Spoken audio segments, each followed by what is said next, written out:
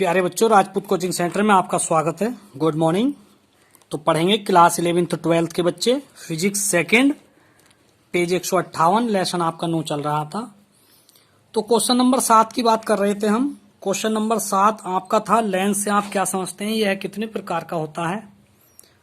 तो लेंस की परिभाषा आपको लिखा दी थी। अब लेंस के प्रकार होने हैं। तो लेंस दो प्रकार का होता है, एक उत्तल लेंस और एक अवतल लेंस। तो उत्तल के बारे में पढ़ेंगे आप। देखिए, उत्तल लेंस, जो लेंस बीच में से मोटे व किनारों से पतले होते हैं, उत्तल लेंस कहलाते हैं। अवतल की बात करेंगे, जो लेंस बीच में से पतले व किनारों से मोटे होते हैं, अवतल लेंस कहलाते हैं। क्वेश्चन 8, लेंस से संबंधित निम्न तथ्यों की परिभाषा लिखो।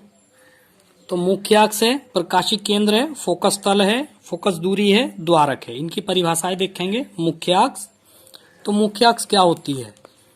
तो लेंसों के दोनों पृष्ठों को मिलाने वाली रेखा को मुख्य अक्ष कहते हैं। ठीक है, लिखा है लेंस के दोनों गोलीय दो गोलों के भाग होते हैं, जिनकी वक्रता त्रिज्याएं R1 व R2 होती हैं तथा इनके मध्य वक्रता केंद्र C1 व C2 होते हैं। अतः लेंसों के गोलीय पृष्ठों को मिलाने वाली रेखा मुख्य अक्ष कहलाती है। अगर यहां से भी आप याद करना चाहे तो आप कर सकते हैं।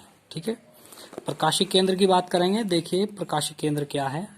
ये दोनों लेंस बने हुए हैं, जो भी बात बोली जाती है दोनों लेंसों के लिए बोली जाती है सेम।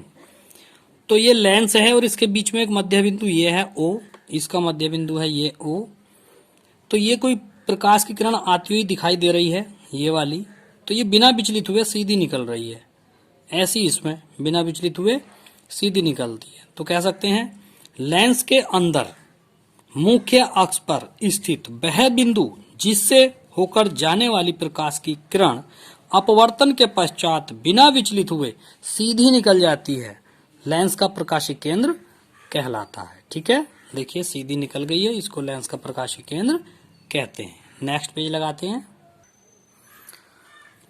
फोकस बिंदु या फोकस तल, इसे फोकस बिंदु या फोकस तल भी कह सकते हैं। देखिए ये क्या है, लेंस के दो फोकस बिंदु तथा दो फोकस तल होते हैं, एक बाईं ओर तथा एक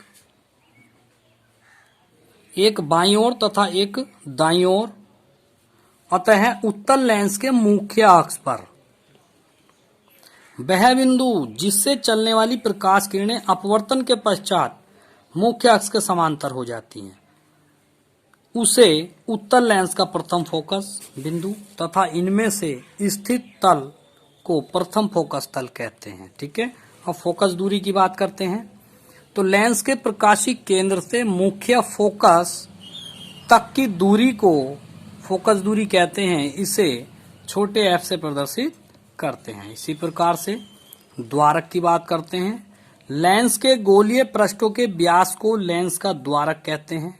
ठीक है, क्वेश्चन नंबर 9, वेरी मोस्ट, ये क्वेश्चन आपका बहुत मोस्ट है। ठीक है, तो देखिए, किसी गोलीय अवतल पृष्ठ पर प्रकाश के अपवर्तन का सूत्र n/v-1/u बराबर n-1/r स्थापित कीजिए। प्रतीकों का सामान्य अर्थ भी स्पष्ट कीजिए। अथवा में किसी गोलीय अवतल पृष्ठ पर प्रकाश के अपवर्तन का सूत्र n2/v-n1/u बराबर n2-n1/r स्थापित कीजिए। ठीक है, अब इसको स्थापित करना मोस्ट क्वेश्चन है आपका ये। तो देखिए, ये चित्र है आपके सामने, पेज 160 लग गया है। किसी अवतल पृष्ठ पर गोलीय प्रकाश के अपवर्तन का सूत्र n/v-1/u बराबर n-1/r स्थापित कीजिए।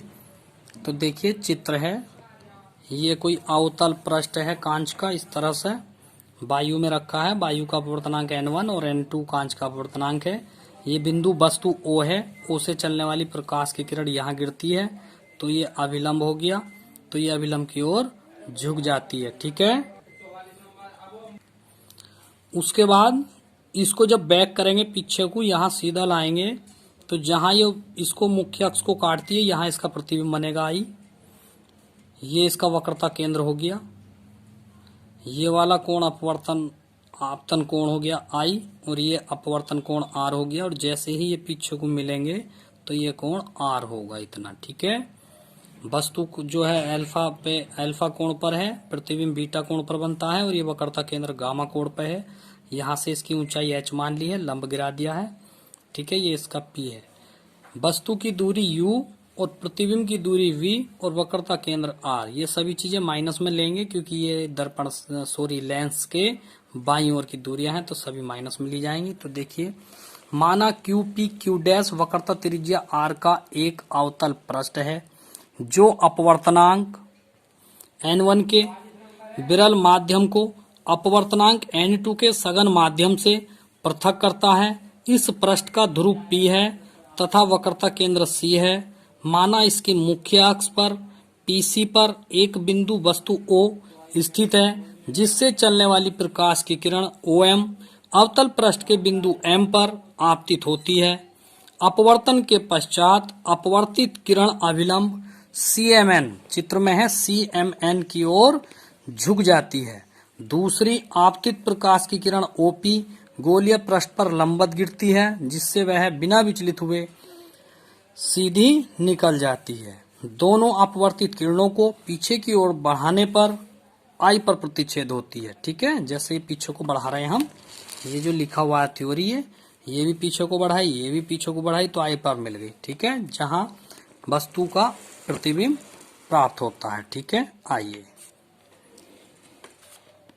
प्रतिच्छेद करती हैं जहां बिंदु वस्तुओं का आभासी प्रतिबिंब प्राप्त होता है। माना आपतन कोण OMC बराबर I और आपतन कोण AMN बराबर R। चित्र में देख लीजिए, आपतन कोण एरिया I, इसको क्या बोलेंगे OMC, और अपवर्तन कोण R जो है वो होगा AMN बराबर R।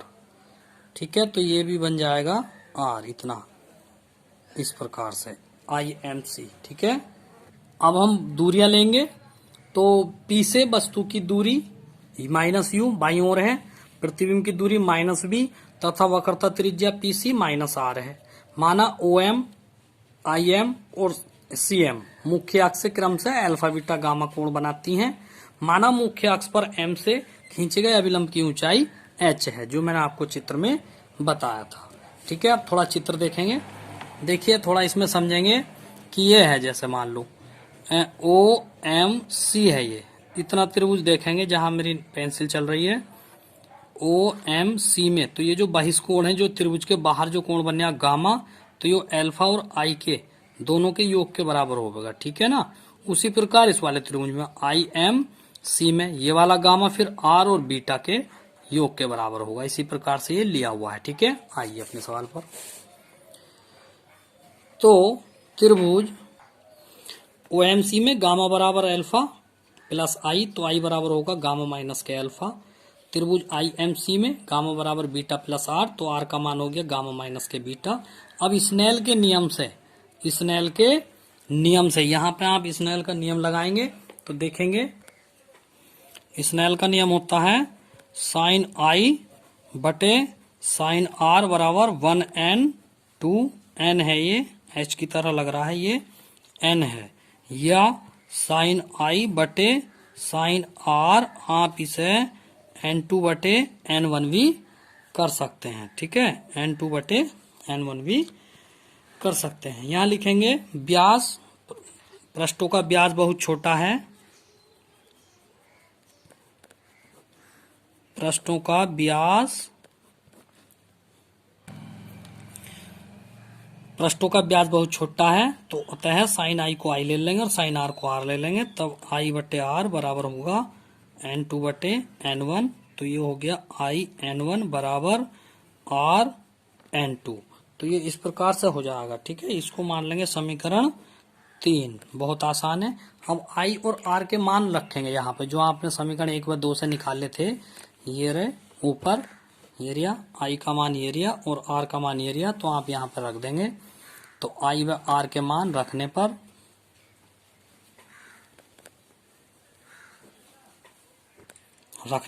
मान रखेंगे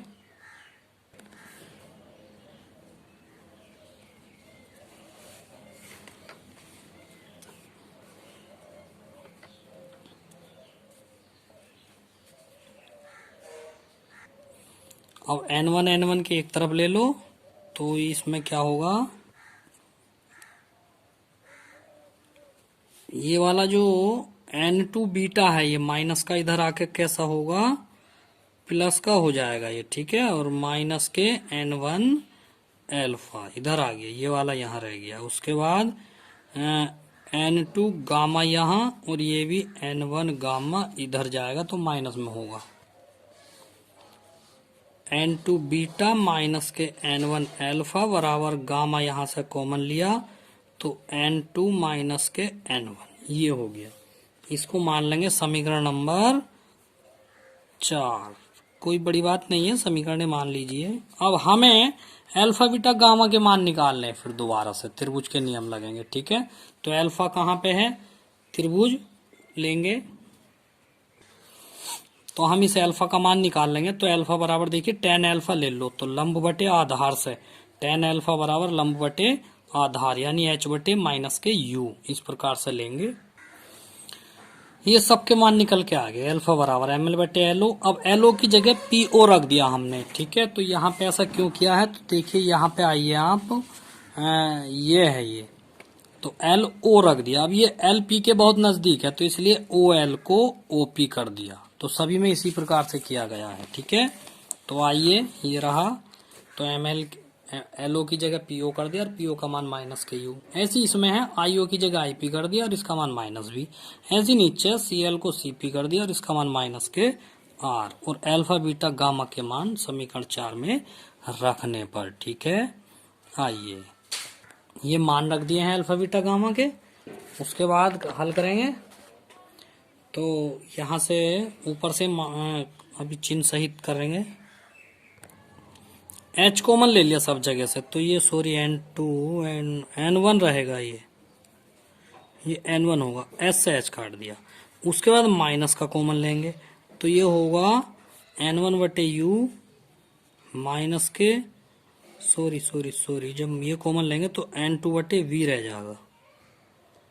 N2 बटे V माइनस के N1 बटे U बराबर माइनस का N2 माइनस के N1 बटे R। माइनस से माइनस कट गया तो ये आ गया है N2 बटे V माइनस के N1 बटे U बराबर N2 माइनस N1 बटे R। एक सूत्र तो आपका ये आ गया, ठीक है, प्रूव्ड। अब इसी का रूप चेंज कर लिया, कैसे, परंतु N2 बटे N1 होता क्या है N, तो यहां से क्या निकल के आएगा, तो यहां से N1 बराबर आ जाएगा या N2 बराबर आ जाएगा N1। ये बटे में चला गया, इसके ऊपर गुणा में हो गया, ठीक है। तो अब इसके मान रख दीजिए, N2 की जगह रखेंगे N1N, इस तरह से। चलो N1 कर दो या N1N कर दो, बटे V माइनस के N1 ऐसी रहने दो बटे U बराबर। अब N2 की जगह क्या रखेंगे N1 माइनस के N1 बटे R। यहाँ से आप N1 कॉमन ले लो, हर जगह से N1 कॉमन लेंगे तो ये बचेगा N बटे V माइनस के 1/U। N ऊपर से कॉमन ले लो तो ये हो गया N1, यहाँ से कॉमन लेंगे तो ये हो गया N-1 बटे R। अब N1 से N1 काट दो तो ये आ गया। देखिए यहाँ पे कोने में सूत्र लिख लेंगे आप, जगह थोड़ी रह गई है, कोई बात नहीं। तो ये आ गया N बटे V माइनस के 1/U बराबर N-1 बटे R। यही प्रकाश के अपवर्तन का सूत्र है, ठीक है। आज के लिए इतना ही काफी। अगर कल ऑनलाइन चली, क्योंकि 20 तारीख से स्कूल खुलेंगे, वो हो सकता है ऑनलाइन बंद हो जाए, ऑनलाइन क्लास चलेगी तो आपको करा दिया जाएगा, ठीक है। Okay, thank you. सभी बच्चे स्कूल आए, कॉपी चेक कराएं।